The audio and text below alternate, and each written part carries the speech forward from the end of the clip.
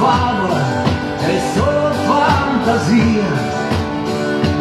E chi è saggio, chi è maturo lo sa, non può esistere nella realtà. Sono d'accordo con voi, non esiste una terra dove non ci sono santi né eroi. E se non ci sono ladri, se non c'è mai la guerra, forse è proprio l'isola che non c'è, che non c'è.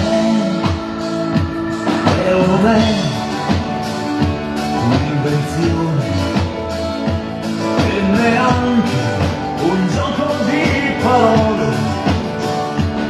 Se ci credi ti basta, perché poi la strada la trovi da te.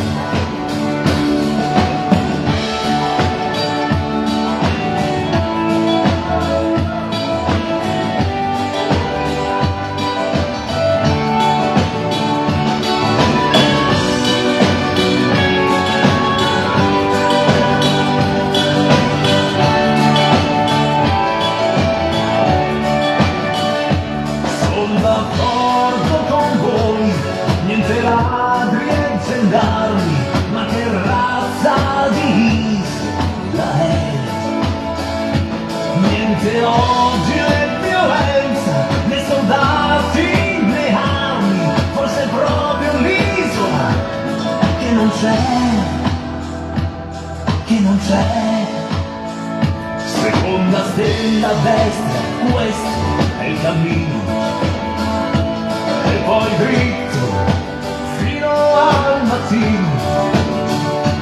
Non ti puoi sbagliare, perché quella è l'isola che non c'è. E ti prendono in giro se continui a cercarla, ma non darti per vinto, perché ti c'ha già rinunciato e ti ride alle spalle, forse ancora un pazzo di te.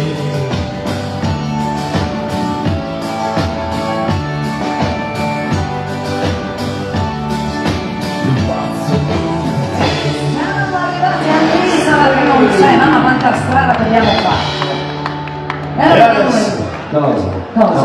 Vuoi raccontarmi la barzelletta? No, io sono qua e ascolto. Ma forse loro vogliono ballare.